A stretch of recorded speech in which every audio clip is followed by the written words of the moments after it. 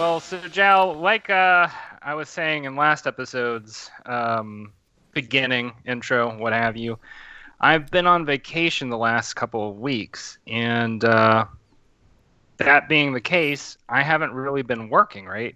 Mm. So, like, you know, I'm usually when I'm drawing Trailer Park Warlock, I'm spending about at least 6 to 8 hours every day, including weekends, working. And that keeps my batteries pretty fresh, right? I don't really have to do a whole lot in terms of keeping myself actively creative because I'm just Yeah, in that mode constantly. right. I don't have to I don't have to do any extra exercise out of that. But now that I'm on vacation mode, that changes, right? I have to do something I to was gonna keep. ask you if you did anything or if you just cold turkey, quote unquote, relax. I did for a couple of days, and then I felt weird. Like, I felt weird probably the first week not doing anything because my whole, after about 21 days, your brain sets in a neural pathway that says, like, okay, this is how things are, this is how things are going to be, and then keeps going along that pathway. So for me, that neural pathway clearly was like my brain is very used to getting up at a certain time and then working for a certain amount of hours. And now I'm not doing that. And now my brain's like, what the fuck's going on, Matt? Like, what's happened? So, in order to deal with that, I've had to kind of find a couple of different things to keep myself a little bit fresh, right?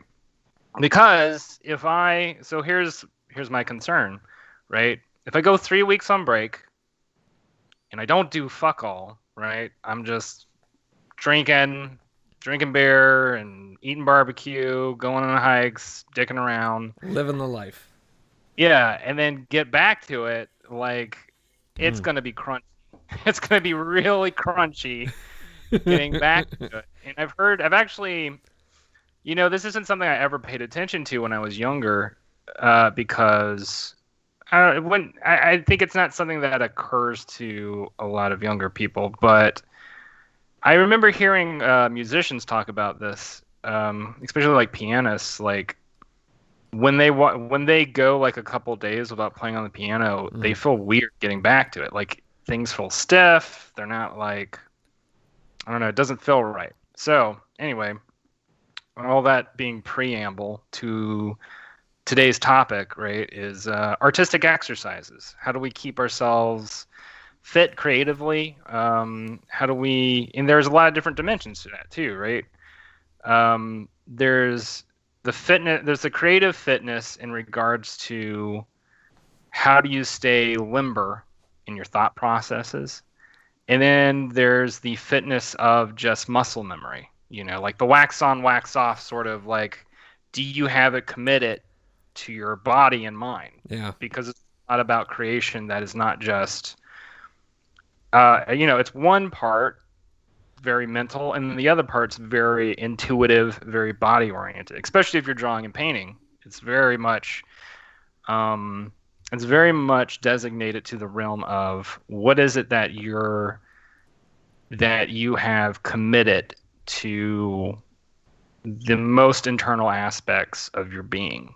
And drawing is one of those practices where it's like because if you do it every day, you improve upon that recurring practice and then you build up muscle memory. And that muscle memory to some extent can waver a little bit.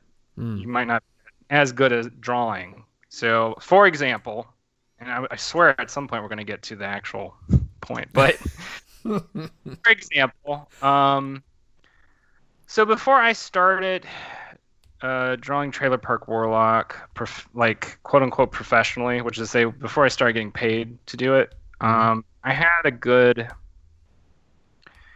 year and a half where I was drawing not very regularly, maybe once a week, but it wasn't a lot. Like, and if you compare like the first season of Trailer Park Warlock to the second season, Um, there's a crunchy bit right uh, right in the third episode and the fourth episode because those are the first episodes I had drawn of Trailer Park Warlock in like about 2 years. Wow.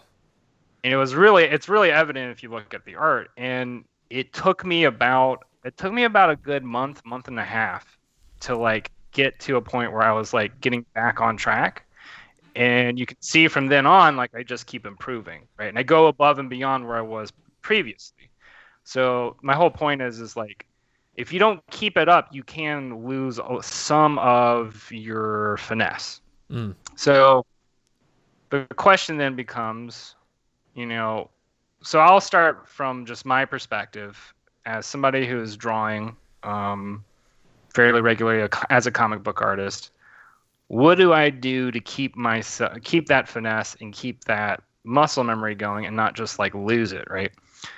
So what I've been doing this week, and it's not a whole lot actually, like comparatively, is I'll do every day. I'll do at least 30 minutes to 1 hour of like life drawing. Mm. Just, the basics. I feel like I could spend the rest of this episode just celebrating the value of life drawing as a skill because it's the skill of learning to perceive, right? And then taking what you perceive and jotting it down on paper. And there are levels to it, right? Everybody wants to see life drawing as like you are going to basically replicate what you see in real life and put it down on paper, right? And the reality is, as a cartoonist, what you're trying to learn is how can you learn to take notes better, and so that you have these notes written down that you can use later on when you want to improve and refine a sketch. Yeah. And so that's what I've been doing is like I'll do 30 minutes to an hour of life drawing, and then if I have the energy for it, I say the energy for it like I'm not doing fuck all, but you know what I mean? If I feel like it, I'll do like 30 minutes to an hour of doodling, which doodling is also important too, because we all, like literally all of us, who at any point in time, we started on the margins of our like notebooks in school. Yep. And everybody's drawn that fucking cube, and then they turn it into they add a shadow, and then they put some shading on it. Yep. Yeah, exactly. And that's where it all begins for everybody. And so a lot of times doodling gets kind of like played down because it often isn't considered like a serious sketch or whatever. Well, because I think a lot of people look at, or I would say figureheads, bosses, money people or whatever, look at it as I don't want to say non-taxable. What's the word I'm looking for here? Like you can't monetize it. Yeah, you know what exactly. I mean? So that's what. So they see it as just trash. It's just like, oh, what am I supposed to do with this? I can't sell it, so it has no value. But I think where you're going with this is that for an artist, it has value even though it's not monetary. Am I right? It's research and development, basically. Mm. I mean, yeah. To go back to business terminology, it's research and development, and the purpose of it isn't. So there's like this terminology like extrinsic value and intrinsic value. Extrinsic being like you do something in return for something else, and usually that's like money or property or whatever. Intrinsic value is you do something to improve at doing something, or you do something for the sense of self-worth that it brings.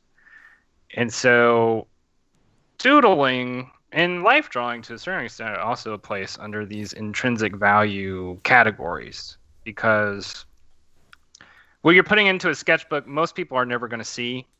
You're never going to make money on it. It's not something that you're going to exchange for something else. All of the value in it comes from just the direct experience of having done the activity of like just sitting down and drawing. and that's it.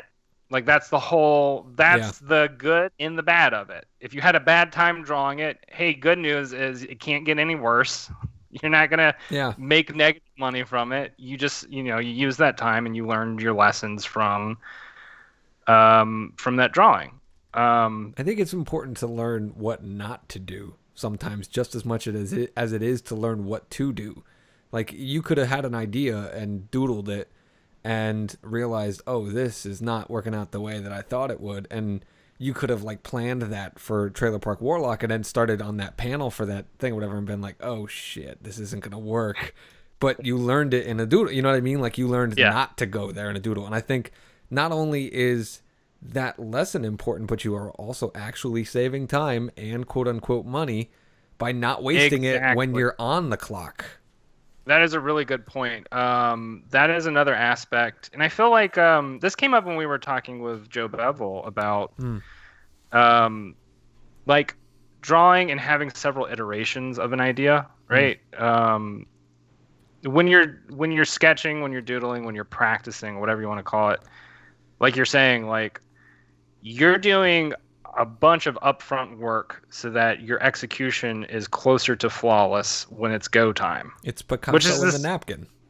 yeah, exactly. Or, in another example, like that's the point of rehearsal too, right? Yeah. Like you act out a scene so that you get to a point where everybody's comfortable with it to where you can go to shooting. Because when you go to shoot a scene, like you want to do it in as few take, you want to do it in several takes, but as few takes as As possible. efficiently as possible. You want to Yes. get what you want to get in the applicable time, but not wasting time, but also be productive. You know what I mean? It's that nice little Yeah. balance of being quote unquote efficient. Yeah. Yeah, nobody needs to be forgetting lines, right? When you're shooting, you're trying to do I you're can't trying tell to you do how many shoots I've variations been on on. with that, where we could have, the worst thing is that in those situations, one person not knowing their lines fucks it up for everybody. I've been on shoots where people have like, everyone knew their lines. We knew the shot list. We had the light set up. We had the location going.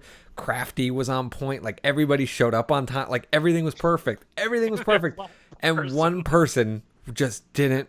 It wasn't that they didn't know their lines. It was very clearly they had not studied their lines. Like, Yeah. and everybody was pissed because it's like you're the only one not doing the work. But Yeah. anyway, I got off topic. Yeah, yeah. Well, that I mean, it is part of the topic, and actually something that I was going to ask you too, in terms of this, is for you. Do you have any creative exercises of your own for writing, or for even just like doing the hard work of coming up with ideas and executing them and all that? Well, my ideas, the muse comes to me through music. I think we discussed that a little Yeah. bit, oddly enough, once again, in the podcast with Joe Bevel. But as far as executing like creative fitness for me, one of the things that I did in college, um, my my brain, it's kind of like how you talked about before about you can get into I wanted to equate it to that. I forget. I think it's one of Newton's laws about an object an object at rest remains in rest, and an object in motion stays in motion.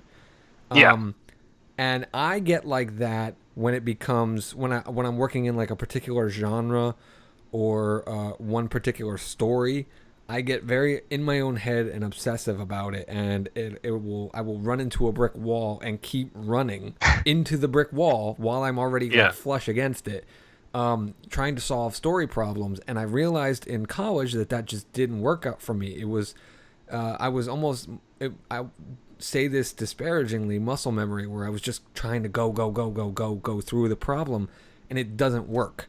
So for me, what I realized I needed to do was I needed to be creatively chaotic, and it sounds unproductive, and for many people it probably would be, but I cannot work on one particular project straight at a time.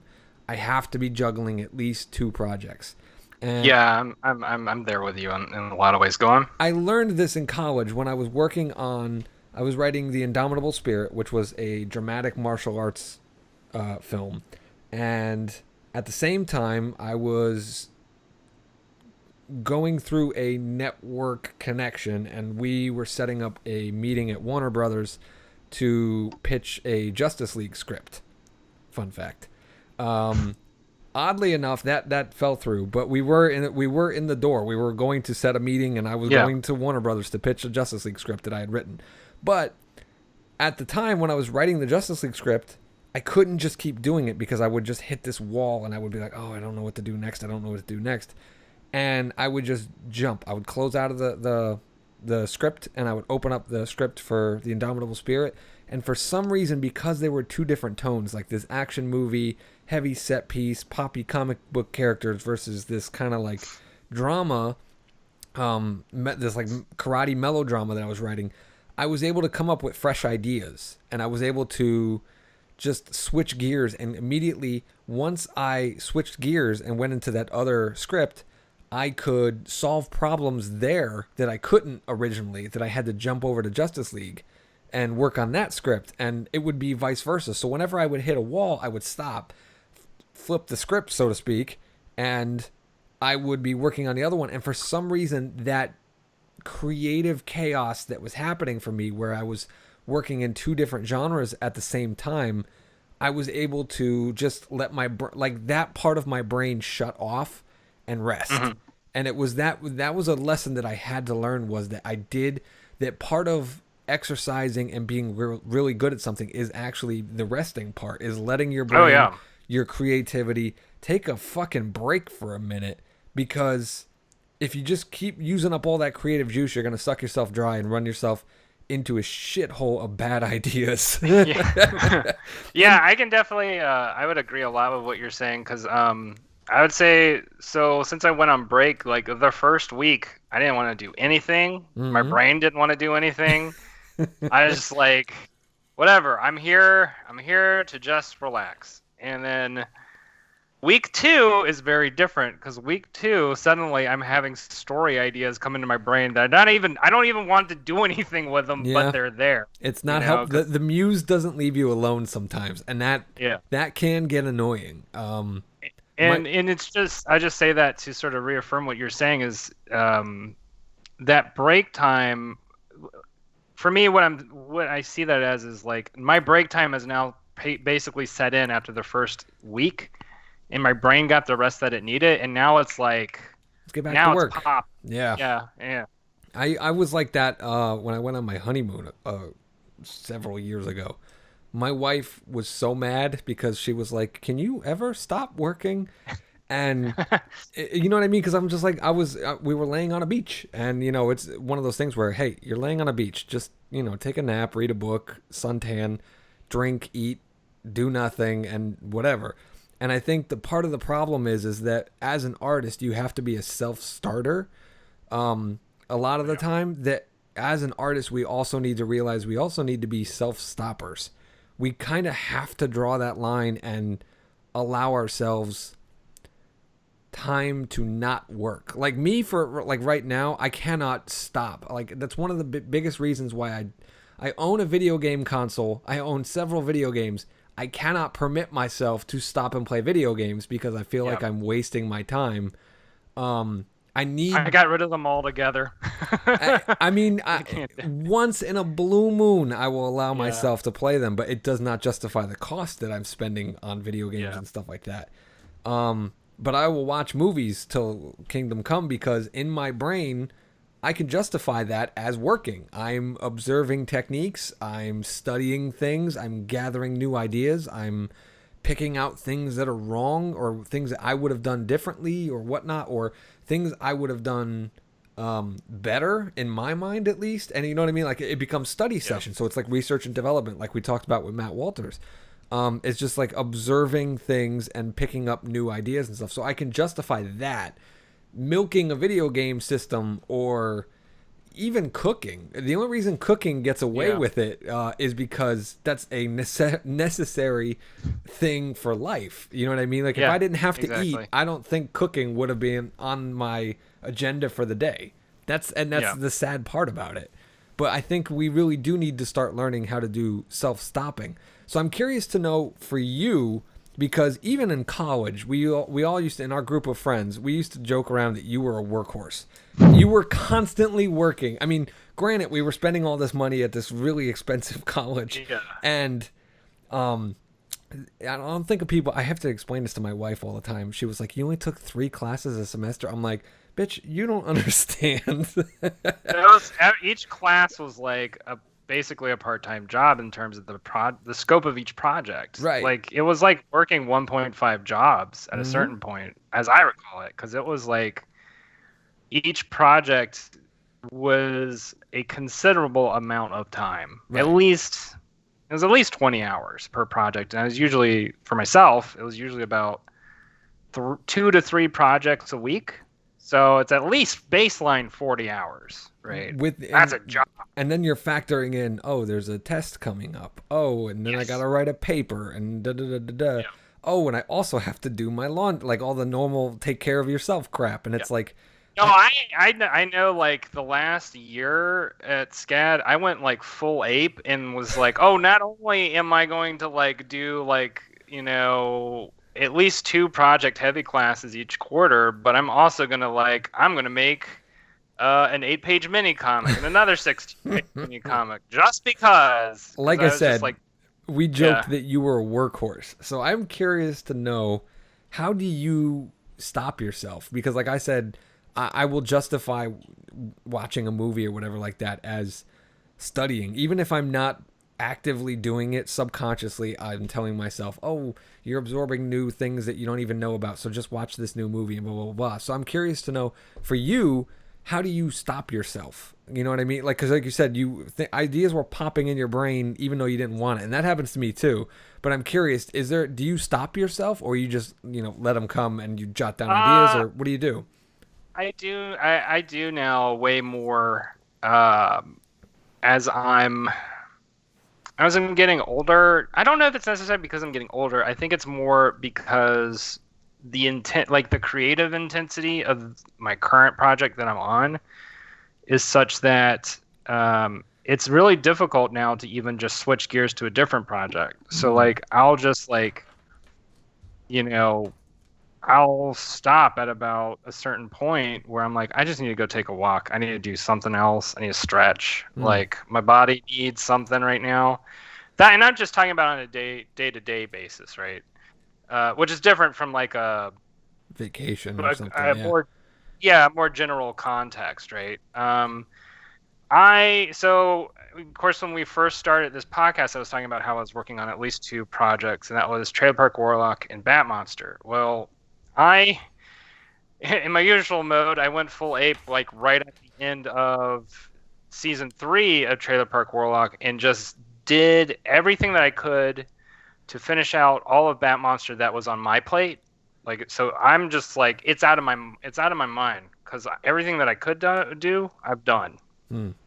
So I'll have lettering to do when that time comes. I'm waiting on Austin to do that part. So in terms of my checklist in my brain, that responsibility is off my plate. I don't have to think about it. I don't have to worry about it. I'm just like, all I have to focus on right now is Trailer Park Warlock. And so now that I've been on break, my brain is starting to go, hey, but wait a minute. You've kind of opened up some time in your schedule, Matt. How about another comic project? And I'm like, no, thank you. Like, how about right now we will just square it away in the development folder, and I'll say 2022 we'll think about executing that plan, because right now I need fewer things to do.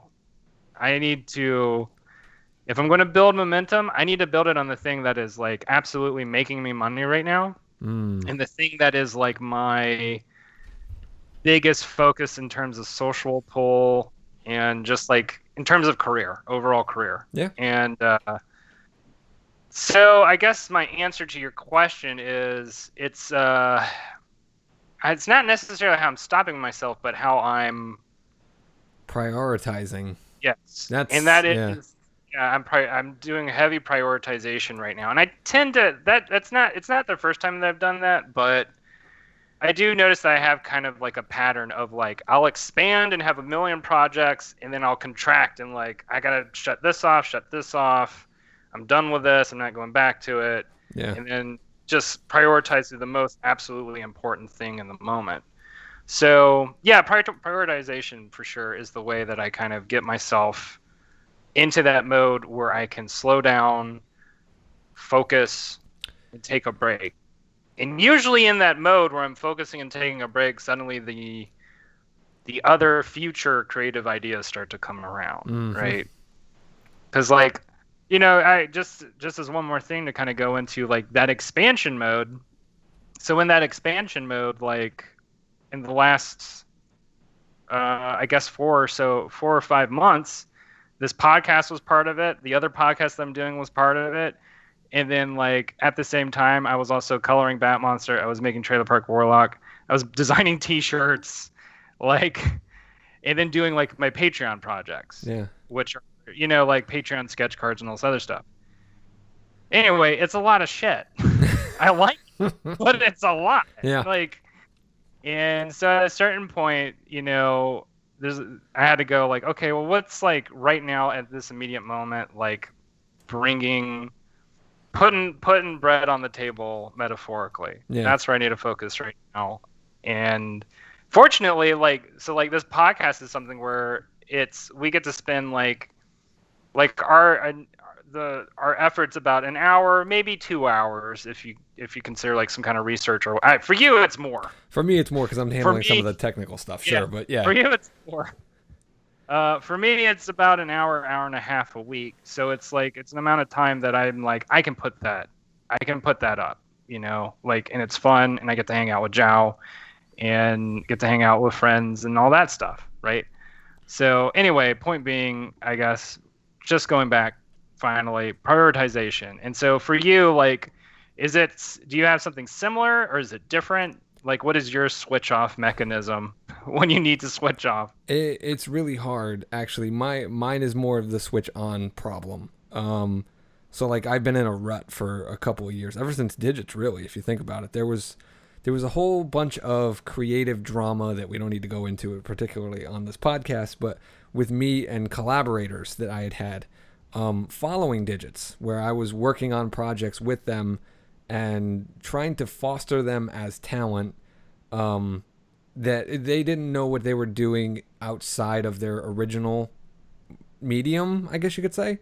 And I was trying to be the tough parent where it was like, hey, I will show you what to do, but you got to fucking do it because I got way too much stuff going on. And then it spiraled into some drama stuff, and it kind of kicked me in the ass where I haven't really done any film work, like film work. I've done the script writing stuff, but I haven't done like film work in a long time. So really this has been a benefit to me by doing the podcast, because now I'm justifying paying the subscription to Adobe Premiere, the cloud stuff, because I was working off of stuff from 2003, 2005, something like that, the old software. But now I have all this new software, and now I'm justifying using it. So even just taking our podcast and doing the video version of it for YouTube has got me shaking off the rust. And that's what's helpful for me, is getting that momentum going.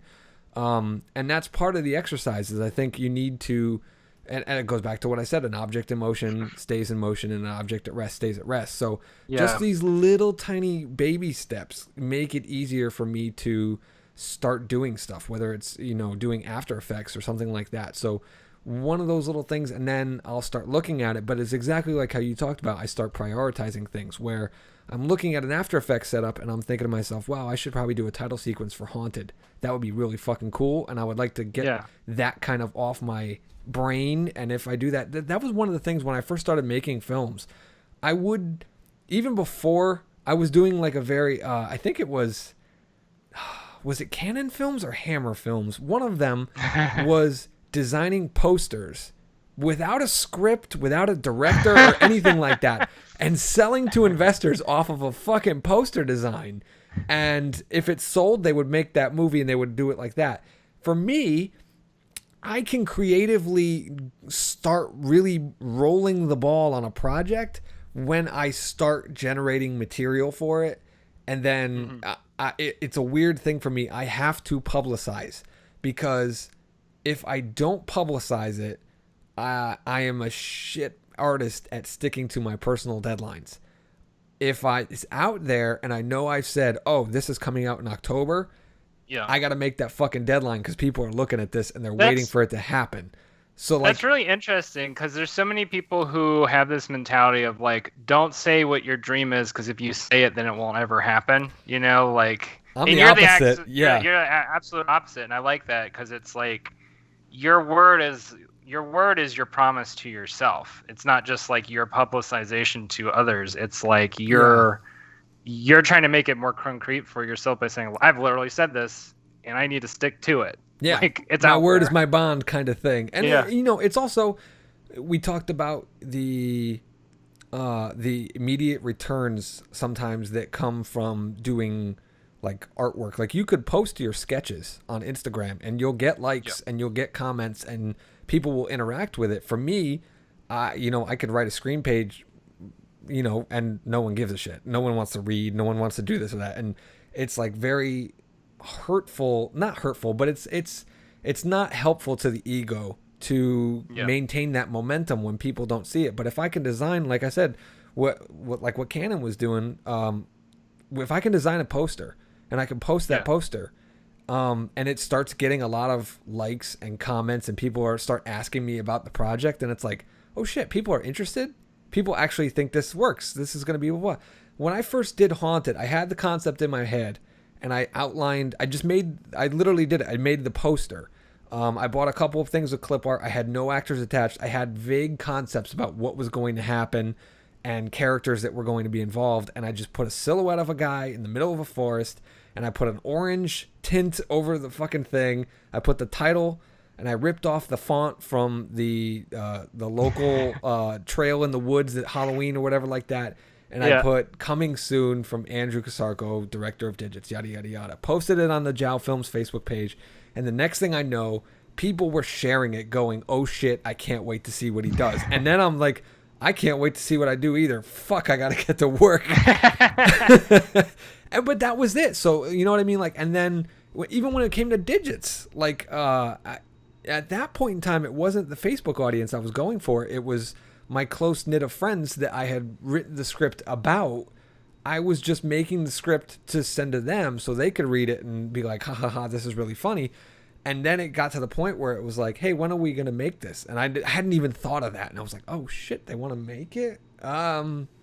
Next month. Like it became one of those things. And it was one of those things where I just need that little ball to start rolling. I need to get on the treadmill and hit the button. And then those creative exercises of learning an After Effects technique start retroactively justifying themselves, if that makes sense, where it's just like, oh, I want to play. It's kind of like the doodle that, you like if you started doing the square that turns into a cube and then adds the shadow and the shading and then all of a sudden you had an idea and you're like, oh, I'm going to call this the mother box and I'm going to make it a big thing in Justice League and If you were that artist that did that, like retroactively, that doodle became a fucking giant seller and a plot point for a movie and this and that and this and that. That's kind of how it works with me. I have to start visualizing, which is why I'm happy that as an artist, because I consider myself an artist overall, not just a filmmaker or a writer, having that ability to lift those creative weights as well, not just writing and filming and directing and doing all that stuff, but being able to do some of that graphic design or that illustration or whatever of a poster, or sit through a shit ton of bad royalty-free music tracks and be able to pick out different parts of them and be like, if I marry this with this, I can make a really cool trailer. And you know what I mean? And I don't need a damn actor or anything. I can just go and film this in my backyard and people will flip the fuck out. And it's those kinds of little exercises that start building towards things. Does that make sense? Oh, yeah. That makes 100% sense because I feel like that's... I consider that would... In my opinion, that's probably the way that most art gets made. Is you start from this very tiny seed of an idea, a doodle, a scene, an image. Like how many songs just start from a riff, or like some couple of lyrics that maybe a singer has in their mind, and then it builds from there, right? Yeah. And so creative fitness becomes about how you learn to stitch together all of those things. And I don't have, and I wanted to go a little bit deeper into this topic. I have a recommendation for a book for those of y'all out there who are into learning about just like sort of creative activities.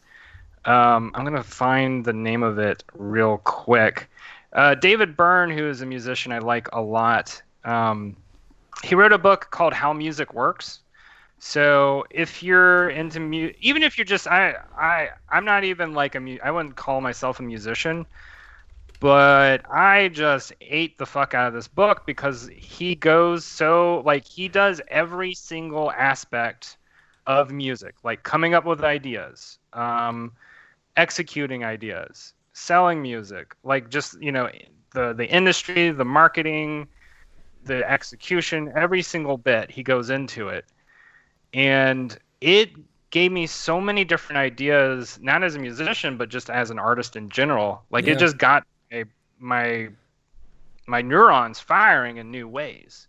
It's interesting how things like that can be like transmutive, where it's just like as like artists, I think, and I say not just artists, not like passive artists. When you're an active artist, it's really interesting how you can read between the lines. Like it's almost a bit like a sixth sense that kicks in, where we can read between the lines and say, oh, I see what they're doing there, and they're doing that for music, but that's applicable because I can take that and apply to that to direction or illustration or whatever it is that you might be doing. It's really interesting how we have that quote, and I'm not trying to make these puns, I swear to God, but we have that muscle that allows us to do that.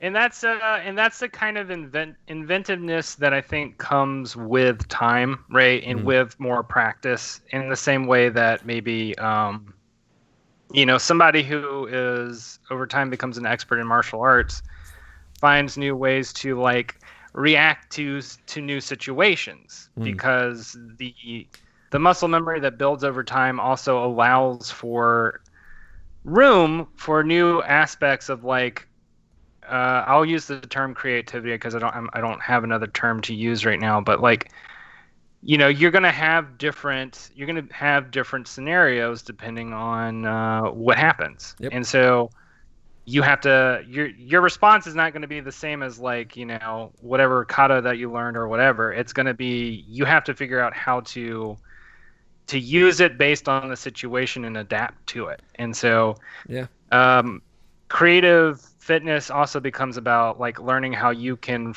create new adaptive situations for yourself. And that's where you get a lot of those, those new ideas, those innovations come from a lot of that cross-pollination and now I guess analogizing is the other word I would want to use. Like, I like that word. Finding the creative analogy in music and then applying it over into like visual art or storytelling or whatever. Yep. So I guess beyond that, I guess I would say, like, for you, have you had any kind of similar analogies in different mediums that you've thought of recently in regards to whatever kind of art that you're doing, whether it's cooking, screenwriting, or whatever? I am forever finding different ways to connect food and like recipe and cooking and stuff like that with like storytelling. I think that's one of the things that's constantly happening with me.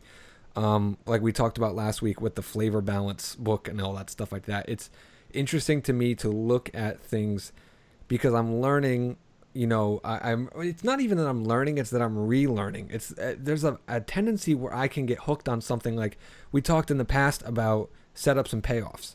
And I will get obsessed with this particular technique of setups and payoffs in my story, and that's all that I'm doing. And then I realize that I'm going into it, and then I'm doing a cooking thing. I'm pulling out the flavor Bible, and I'm like, oh, this balances with that because that's a contrast. And I'm like, oh shit, there's no contrast going on in my story. And I start realizing, I'm like, oh, I got to accent some of this. Like, if there's a lot of horror going on, I need to undercut with a joke at some point. Not constantly, Yep. because that's going to diffuse the long term tone of the thing or whatever, but there just needs to be a note. Just like, you know what I mean? Yeah. Just that moment, because if you're constantly scared, immediately you hit a wall of diminishing returns. It's like when you go, and this is one of the things that I actually talk about, or I don't talk about, but it's I guess you could call it a theme that I explore in Haunted, which is you can't be scared all the time, because eventually your adrenaline kicks in, and when you're walking through like a haunt in October, you know, 5 people jump out from behind a corner to you, you know, 3 of them are probably scary, maybe startling. Then at number 4, you know it's coming, and then by number 5, you're trying to crack a joke and make the guy jumping out at you laugh because you're bored. You know what I mean? So you start realizing some of these things, and I don't know where I was going with this, but I start learning that you gotta kind of mix it up, and that's the big takeaway that I start learning from things. And then even with the movies, I've started realizing I can't watch movies. Like I was talking about, I justify movies as research and that's relaxation, but I've realized I have learned so many things from books that I have looked up.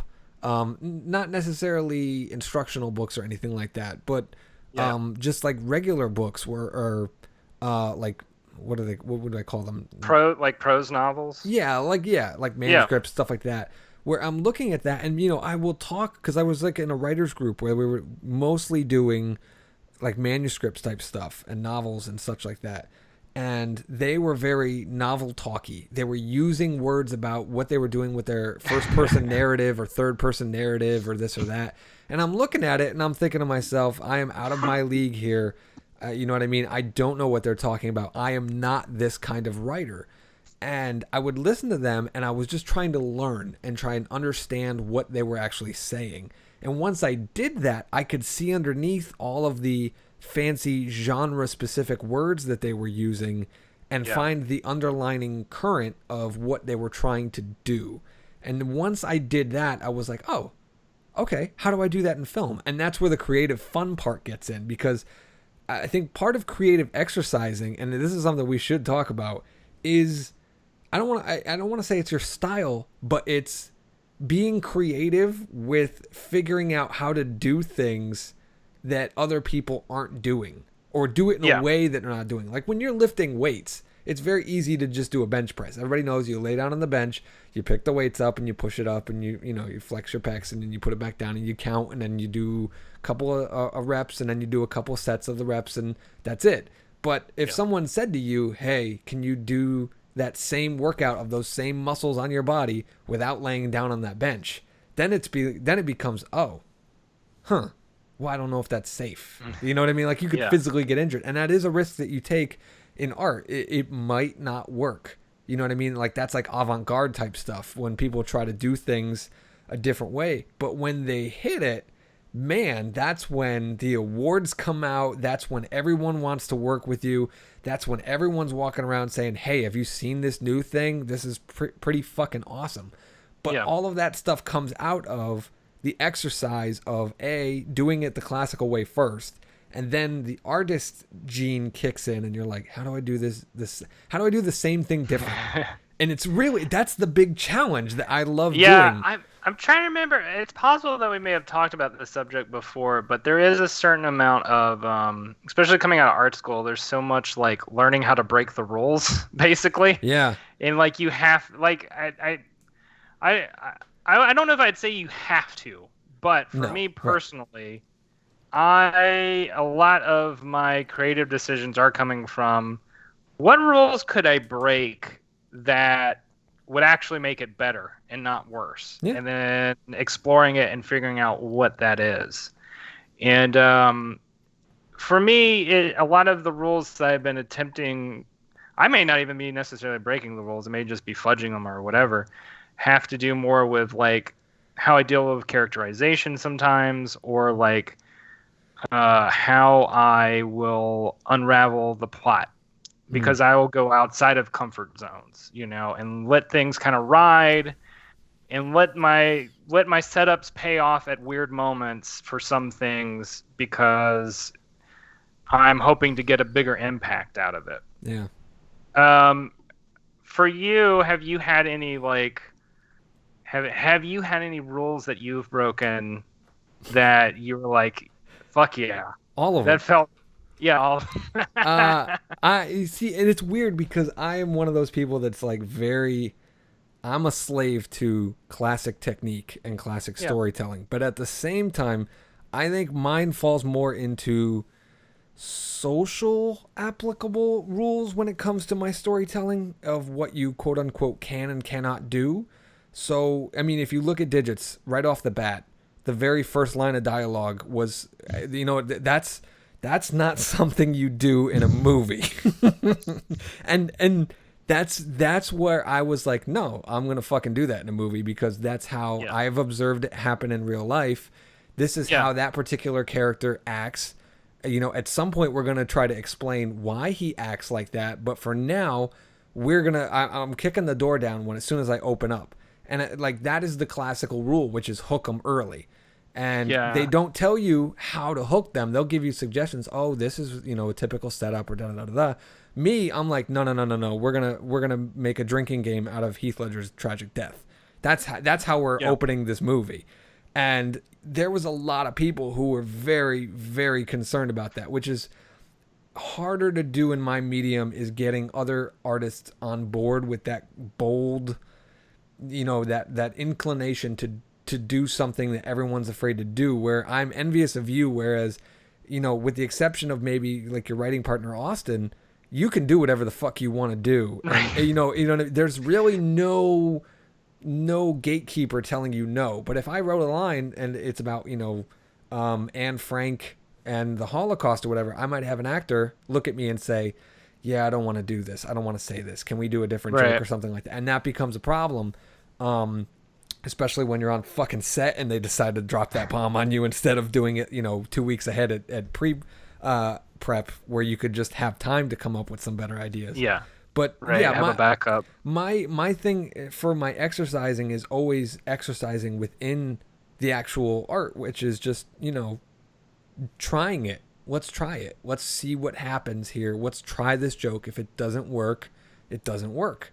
But we Yeah, won't really know. I have a good instinct when I'm not necessarily when I'm writing or even when I'm watching it getting filmed, but when I get into the editor's chair, I can tell if it's working or not.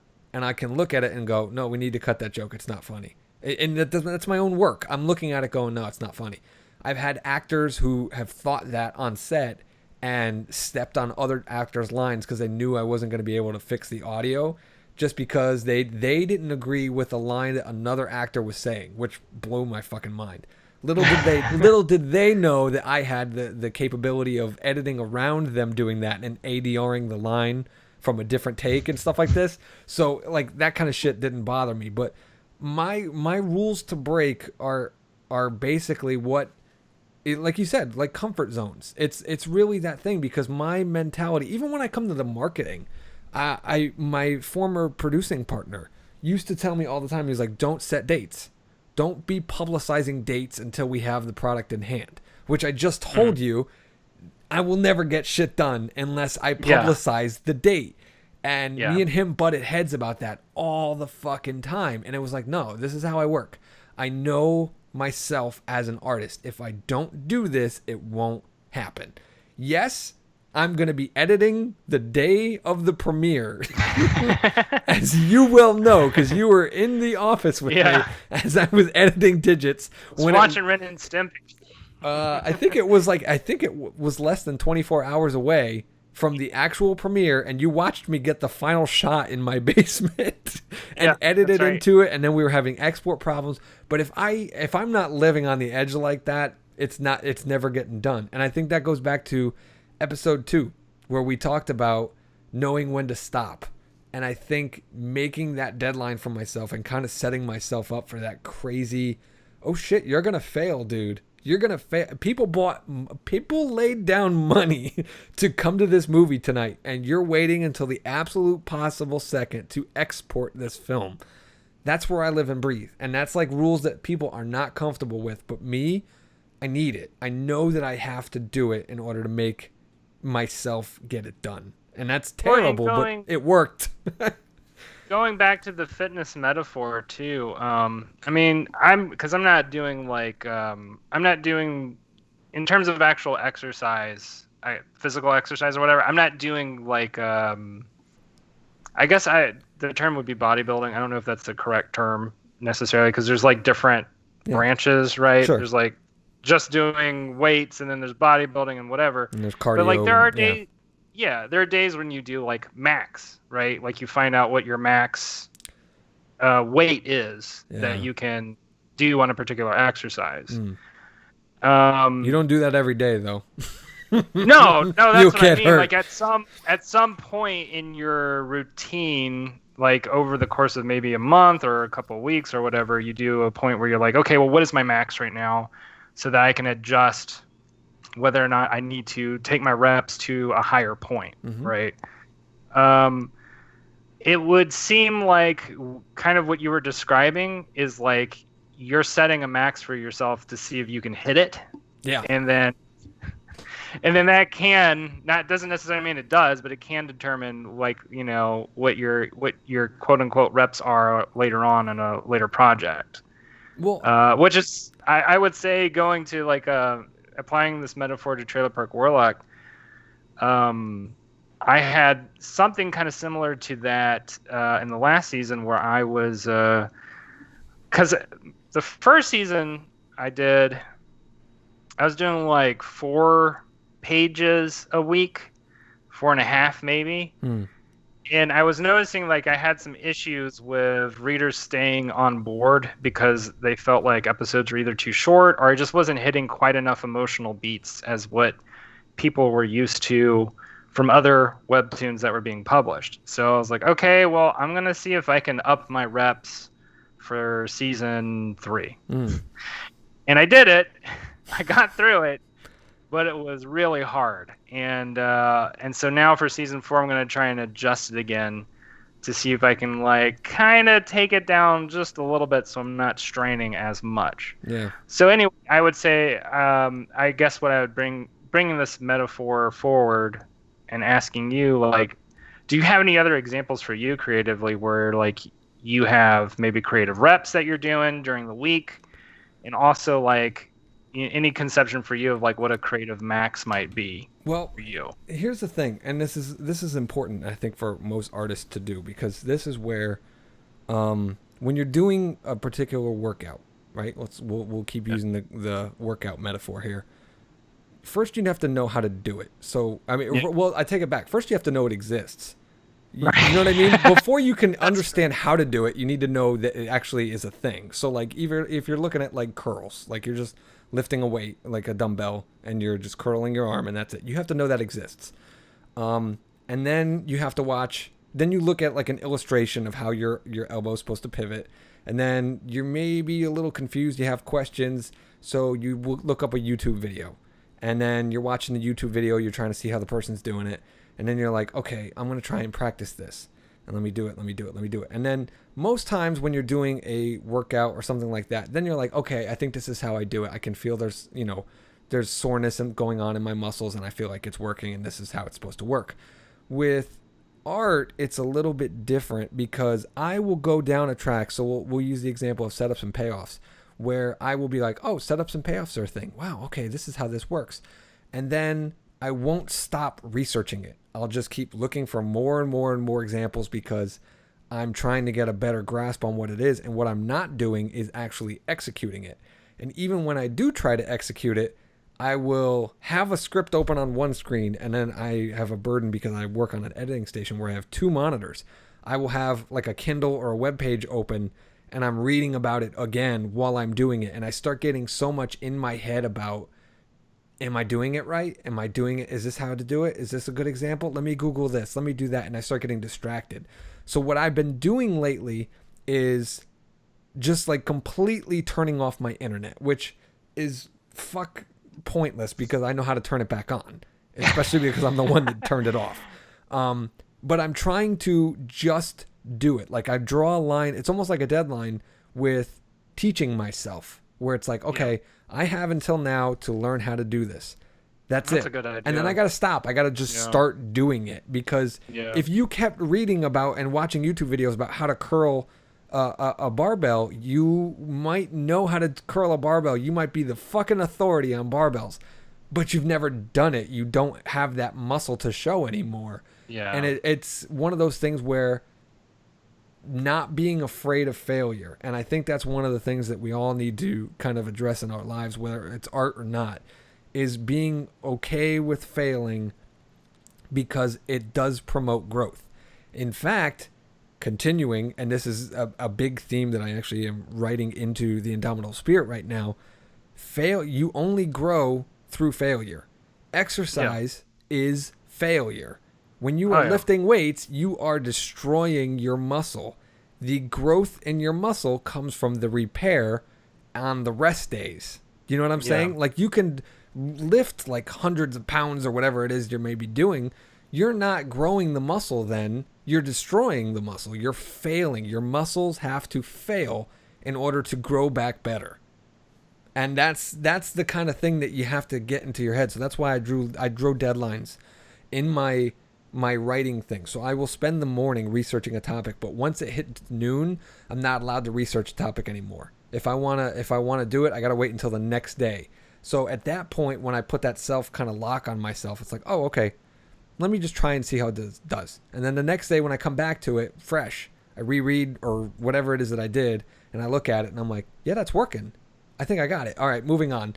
And then I go. Or I'm like, I don't know if that's, did I do that right? And then I'll look up something and I'll see if it's applicable and try to apply it. But it's really one of those things where you have to we talk about self-starting and self-stopping. You have to self-govern yourself in terms of your growing process as well. And that's really been something that I've been trying to get a hold on, because otherwise, you know what I mean? Like, otherwise I'll just be spinning on circles. I think I'm on the 800th draft of Haunted now, because like, I've tried to inject so many different techniques throughout all of it, and it's just like, oh, you're never going to make this movie because you're never going to finish writing it because you're too busy researching things to do with it than you are doing it. And that's the problem that I'm facing at the moment. So right now, I think I'm getting there. I don't know why I got on that big giant tangent. Oh, no. That's good. I would also add, since we're on this fitness metaphor, another thing that's great for creative fitness is physical fitness. Man. It's something that often goes sort of underappreciated, especially, I feel like maybe not necessarily more nowadays, but it gets overlooked to a certain extent. And I have to say, for myself, the first time I ever even thought about this particular idea was in an interview with Frank Frazetta, who was a painter and illustrator who did a lot of like sci-fi and fantasy novel covers back in the 60s and 70s. And he's kind of the guy who created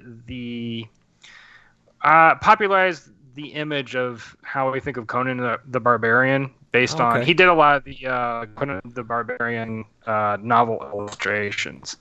And so in this interview, somebody was sort of asking him, like, so how do you get like all the physicality in the figures that you're drawing and painting? And he said, like, his response was like, well, I've just always been a physically active person. I played baseball for most of my life.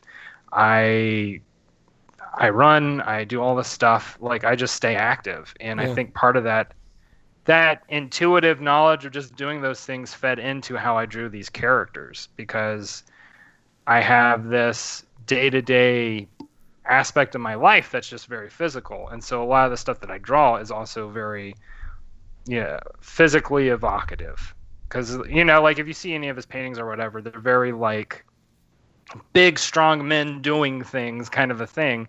And my point being, this kind of feeds back also into life drawing and stuff like that, where it's like, for myself personally, if I'm drawing the human figure, I can relate better to how I'm drawing certain muscle groups, how I'm drawing certain positions, if I myself have done those actions.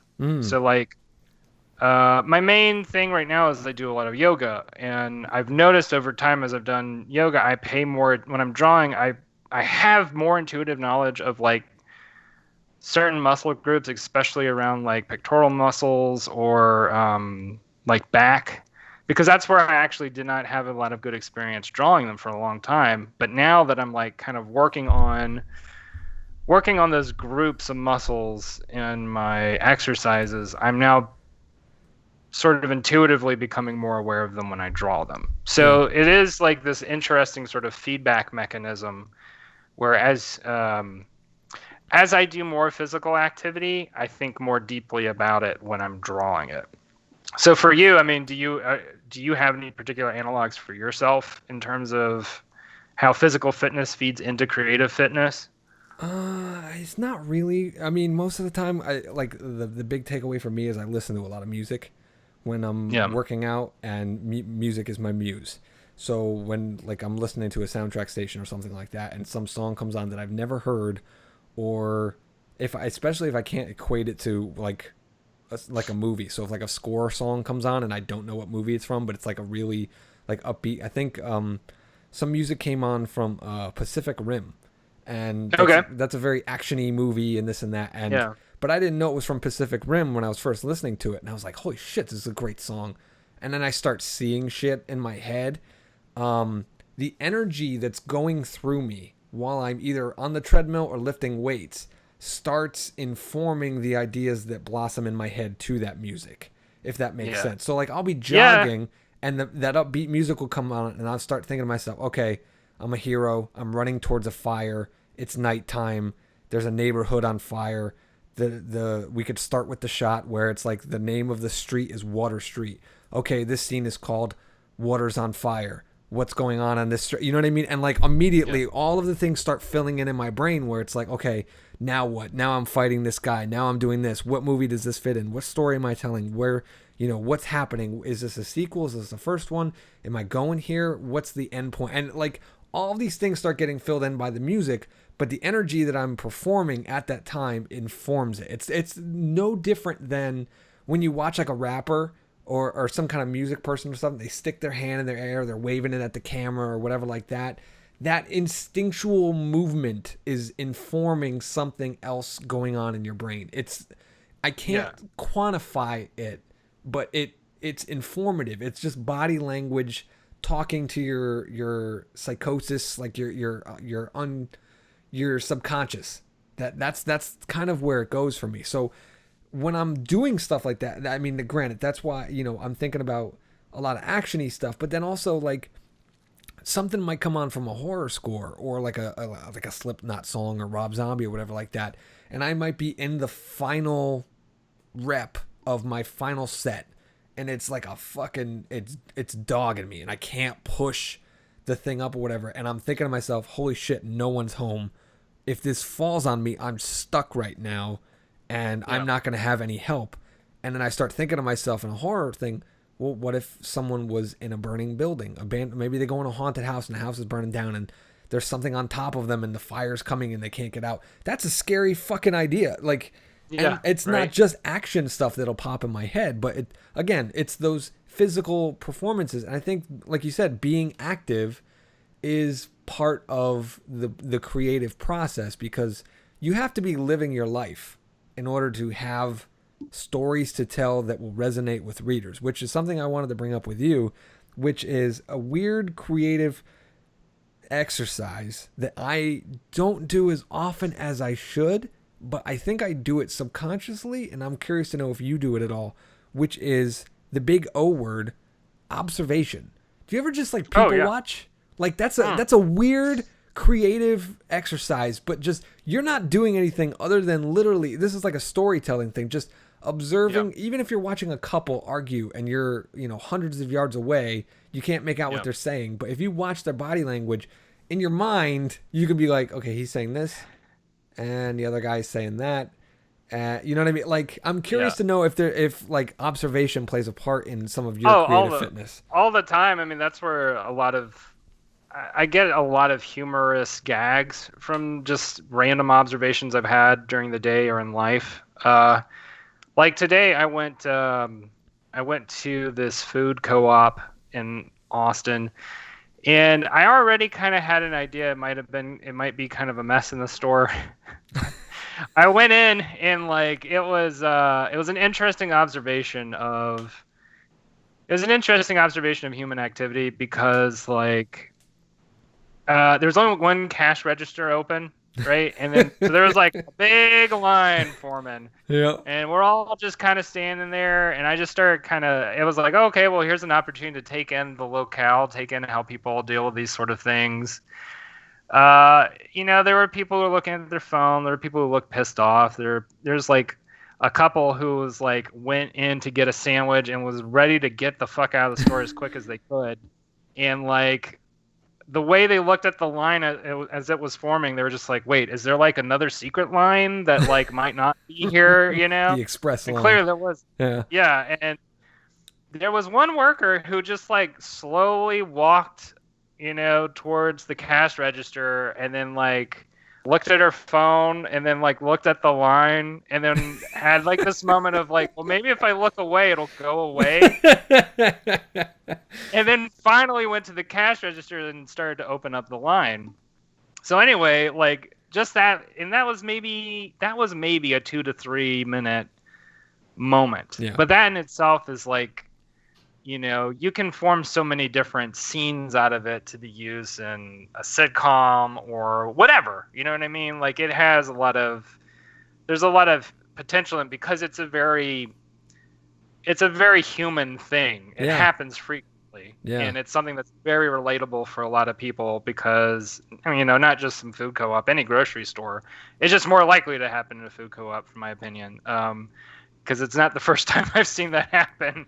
But that's important though. Like that is a creative exercise. Like we talk about, like I talk about the muse for me comes from music, but I can't just do that from music. I need to have real world experiences because that's the things that people are going to be drawn to. So like you were talking about, the workers, like maybe if I don't look at it, it'll go away, which for you, for Trailer Park Warlock, that's a great moment where Jake might be dealing with some shit and he's just like, all right, I'm just not going to look at it and maybe it'll go away. And you put that in a dialogue bubble and people are going to be laughing. And then for me, if I look at that and I observe that, for me and my creative muscle working on Haunted right now, there's a little girl that goes on this trail in the film that I'm writing where it's like a really like realistic fucking horror trail. And that is a human thing where if that little girl saw like a fucking demon coming out of the trees at her or something like that, and she's like, I don't want to look, and she looks away, because people will intuitively think to themselves, oh, she's looking away because she thinks if she does that, it won't be there. It's kind of like hiding under the covers or not looking under the bed. So, but it's interesting that you make that analogy because it's like, this is what I'm talking about with like the creative exercise of observation is it can work different levels, especially with what you're working on at the time. Because like I said, I just interpreted it in two very different ways. That exact same moment. And in terms of overall creative fitness and just a creative life, it's probably really, honestly, the most important of anything that you do. Yeah. Because like you could not do life drawing, and still, if your observations are poignant enough, you can get it across. Yeah. Even if it's just like, stick figures or whatever, you can figure out a way to get across the ideas and thoughts that you had, because to be a good observer is also about how you take notes of what you observed and how you create little mental notes, little mnemonics or whatever for yourself to tell that story again or to bring across whatever feelings you might have had. And it's I gotta say, like, it's not like there's been a great amount of things there's not been a lot of good things that have happened from this pandemic, but having to wear a mask makes it easier to just be an observer now because people aren't like seeing your face, right? I can't read as much into what you're doing. Yeah, exactly. So now you have even more of a poker face for any situation to just take it in and to look and to observe. Because I think that's oftentimes, and I still have this sometimes with if I'm doing life drawing, like if I'm just going to go sit down in a place and like draw people, I can sometimes feel self-conscious about, oh, what are these people going to think? Yeah. But you really, like, as an artist, you have to shove those thoughts out and just be willing to take it in. Don't stare, but be able to, naturally be able to look around you and take in a scene and just appreciate it too. And I think that's Yeah. probably the most, because it is kind of like a form of entertainment. If you approach it correctly and don't get emotionally involved with it, you just kind of take it in and go, oh, okay, that was interesting, and then bring it to your art later on. I'm curious to know. We were talking about a little bit before, and you may have asked me this, but I wanted to ask you it. About transforming things that you learn from one art to another.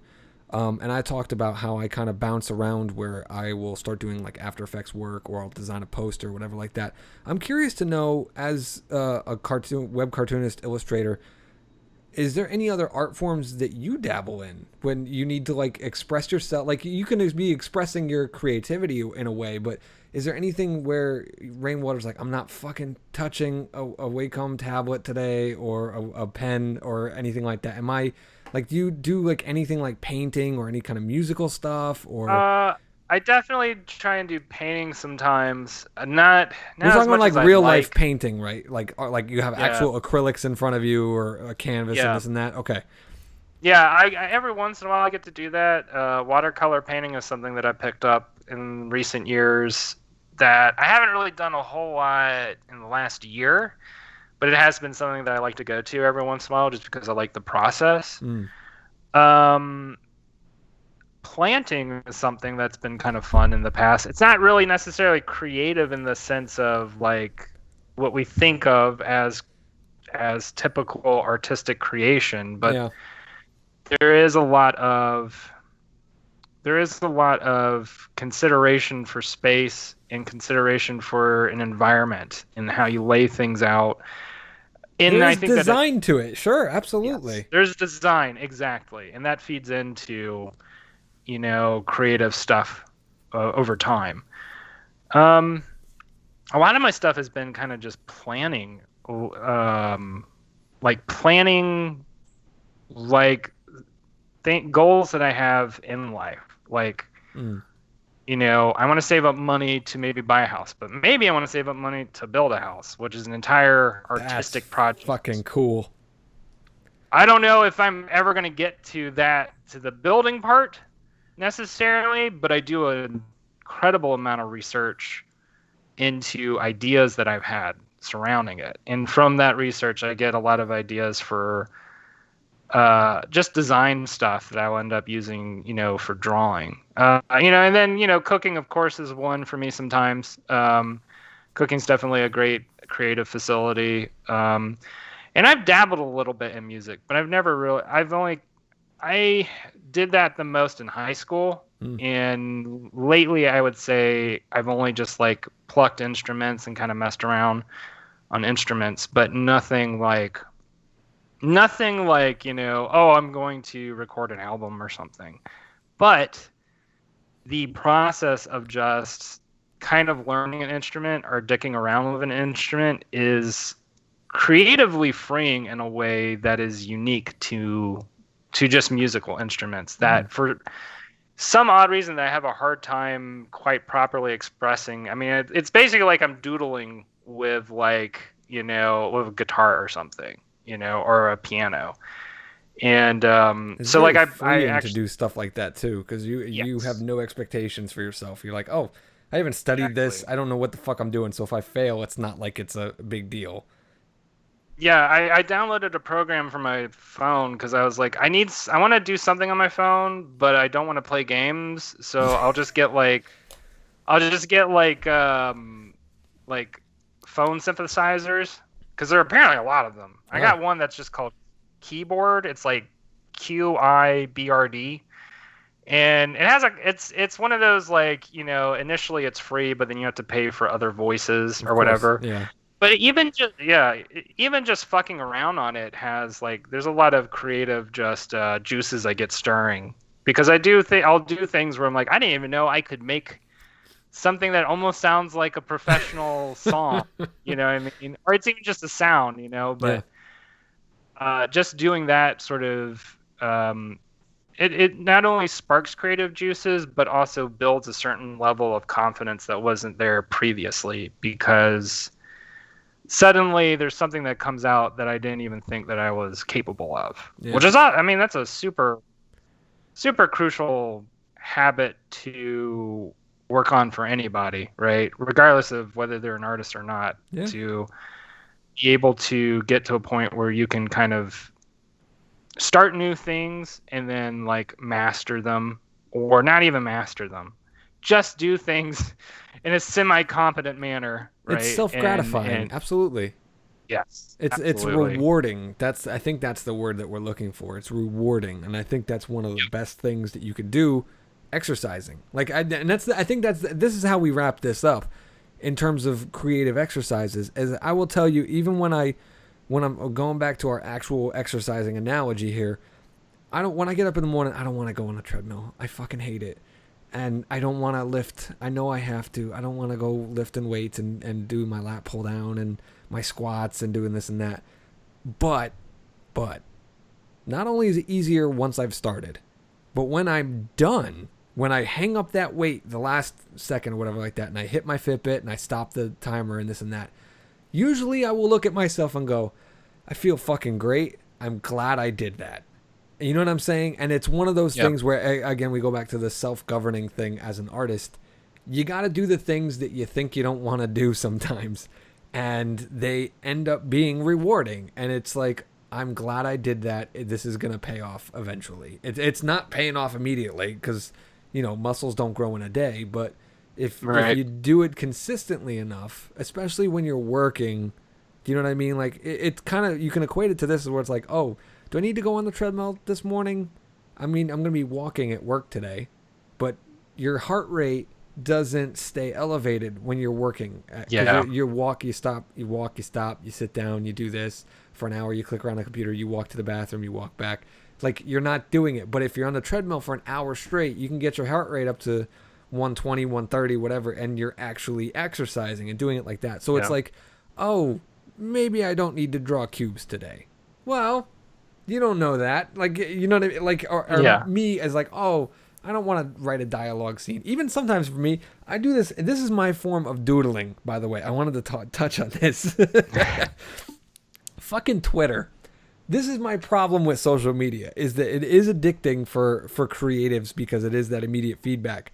But I will consistently, and I will make up scenarios that happen between me and my wife and like the baby that never fucking happened. Like maybe like they started to happen and my brain was like, this is how this is gonna go. And it didn't happen that way, but my brain was like, but that would have been fucking funny if it did. And then I'll write it in Twitter as like a dialogue exchange between me and my wife.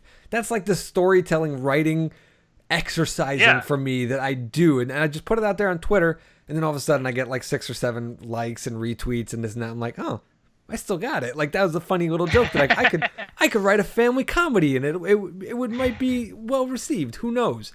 Yeah. But it's weird to exercise in ways like that. But I've been trying to use, because there's like obvious on the nose things where it's like, oh, can you tell a story in 140 characters? Originally, that shit like creepypasta or stuff like that stuff was like really creative in the beginning. Now it's par for the course. You could throw a rock and you're gonna find shit like that. But for me, making like little dialogue exchanges or just pitching ridiculous scenarios that never happen, but pretending like they are to a Twitter audience who will never know the difference, especially because most of them are not listening to this podcast based on our numbers. That's the beauty to me, is being able to create on the fly like that. So when I'm sitting, at like something, well, when I was sitting, then when we were quarantined 24/7, Right. when I'm at somebody's wedding and I don't want to be there, and it's like, oh, what do I do? I'm going on my phone. Let me make this funny tweet about this, and I'm just creating. Do you know what I'm saying? Like I'm keeping that muscle flexing, and most of the time it's comedic. But if I put a horror tweet up or whatever like that, somebody might call 911 for me. That's the weird horror line that I can't exercise in public. But I guess I think that's the takeaway. That's the takeaway for today that I want the few listeners that we have to actually get, which is that exercising is important in terms of not just your actual physical health or your mental health. That's another topic we're going to be tackling eventually here. But your creative health is, flexing muscles, creative muscles, techniques, observation, skill sets, or even just the opportunity to fail is important as an artist, because especially you don't gain anything from success. I mean, yeah, you could say, oh, I made a lot of money and fame and I got laid and this and that. Right. But as an artist, you do not gain anything from success. Like, what the fuck? What's that movie? Shit. Whiplash. You ever seen the movie Whiplash? Okay. I haven't seen Whiplash. With Miles Teller and J.K. Simmons? No, where he's the drummer. Yet. Oh my God, Rainwater, you need to watch this movie. There's a quote in there, and I don't know if it's an actual quote, because the character quoting it is, I don't know if he's saying it or if he's quoting someone else, but there's a quote, there are no two words more damaging to an artist than good job. Yeah. And that is fucking true. It's difficult because when you're starting to get acknowledgement for what you're doing, it's easy to get complacent in that place where you get the good job, right? Yeah. And that's always the destructive potential of that. And so it becomes sort of like the hardest thing is consistency. Not because it's different depending on the person. Sometimes it's because it's just starting. Sometimes it's just because of trying to stop. But it's about keeping a rhythm, keeping a pace, and at some point you get tired or you get lost in the process. And so it's very important to, as an artist, create consistency, not only just to keep working, but to keep consistency also on your ability to improve. Yeah, and in order to do that, you really do have to, at some point in time, get out of your comfort zones. And that can either be very difficult or it can be very fun and liberating. It depends on how you approach it, and it depends on how you feel about failure, right? Like, it becomes easier the less fucks you give. And that's true. For some people, that can be very natural, and then for others, that can be extremely That's a major hang-up. Painful. Yeah. But my best advice to any artists, wherever they are on their path, is burn all your fucks while you can, because they're not going to help you. Burn the fucks like you would burn calories. There you go. Yeah. All right, guys, we're going to wrap this one up. I hope you guys had a good takeaway from this. So go exercise. That's what we want you to do. Go fail. Go find new ways to fail. And we'll see you next week. Next week is going to be our taking you to school, where Rainwater and I are going to go over the principles of design and how they apply to pretty much any art form. Which is what we were kind of talking about earlier, which is like the transformative properties of art guidelines, I guess you could say, or structure, formula, whatever it is you want to label it.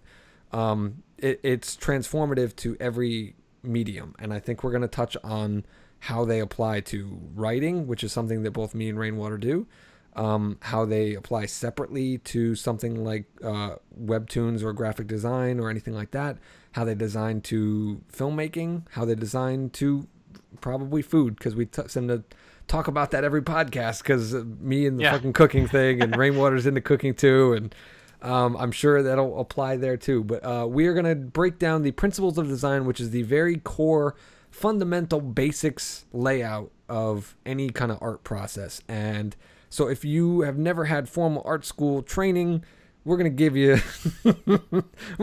an hour's worth of crash course shit mixed with our philosophies as professional artists.